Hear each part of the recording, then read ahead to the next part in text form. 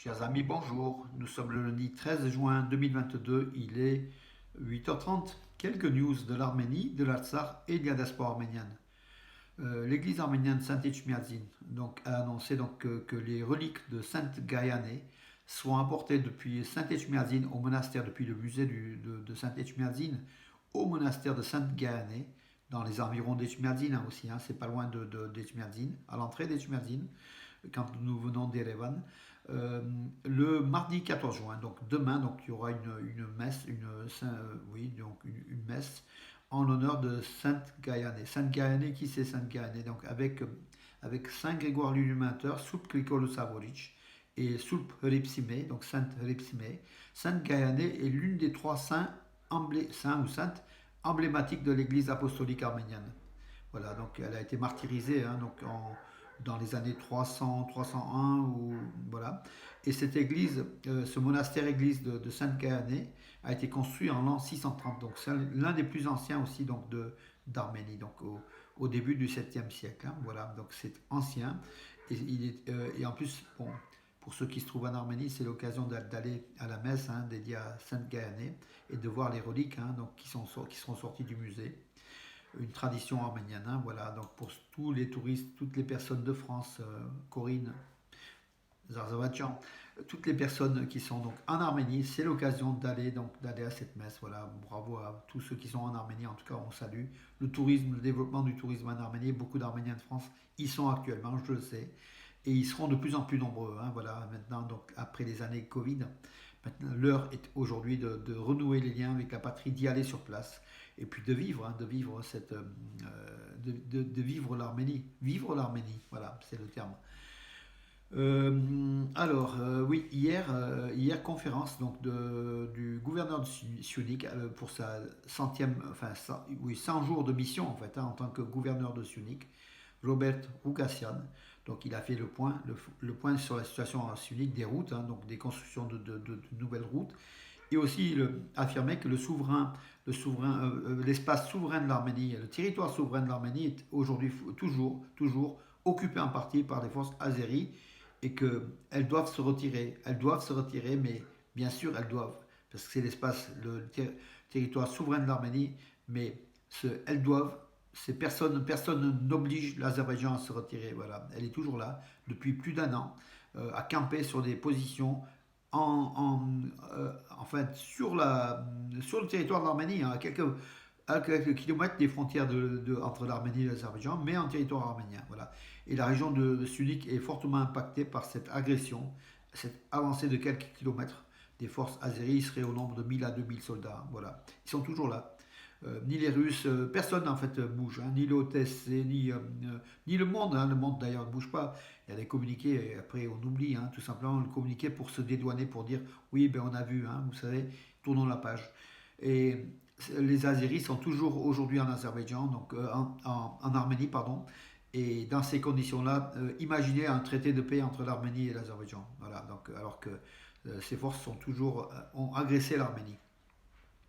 À Maldaket, un tuyau d'alimentation en eau de la ville de Maldaket a été percé, ou avarié plutôt. Donc voilà, ce n'est pas l'ennemi. On pense que c'est des questions techniques, plutôt c'est un accident. Voilà. La compagnie des approvisionnements en eau de l'Artsakh affirme qu'elle va vite réparer pour l'eau potable de la ville de Maldaket. Les travaux sont en cours. Aujourd'hui, je pense que ça devrait être terminé, puisque ce sont des territoires arméniens. Il n'y a pas d'agression azérie donc sur ces zones-là, et les techniciens arméniens peuvent intervenir sans problème. Alors, Arménie-Russie, donc le ministre de l'économie, Van Keropian, le 11 juin, était à Verinlars, donc c'est le passage entre la Géorgie et la Russie à travers le Caucase, un passage délicat l'hiver, très délicat, parce que pour cause de neige, ça bloque souvent. Et puis ce passage est quand même étroit, donc du coup, les voitures sont au nombre d'à peu près 400, et à peu près 800 à 1000 véhicules de transport passent quotidiennement.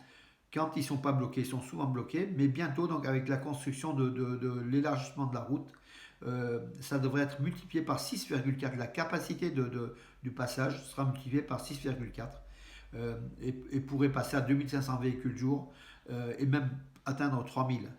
3000 et c'est encore beaucoup plus le chiffre réel potentiel de passage, mais je pense qu'il n'y a pas plus de 3000 aussi véhicules qui sont dans ce secteur-là chaque jour. Hein, voilà. C'est une bonne chose pour l'Arménie, pour l'économie. Donc le ministre arménien de l'économie a rencontré un de ses homologues russes. Voilà. Je crois que c'est le vice.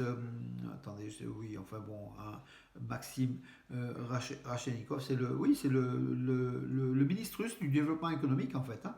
Voilà, une bonne chose. Donc entre l'Arménie et la Russie, ce passage à travers cette frontière caucasienne. Hein, donc, mais l'Arménie enfin, au milieu, il y a aussi la Géorgie encore. Hein, mais bon, c'est quand même un débouché sur la Russie, un débouché terrestre. Voilà, important.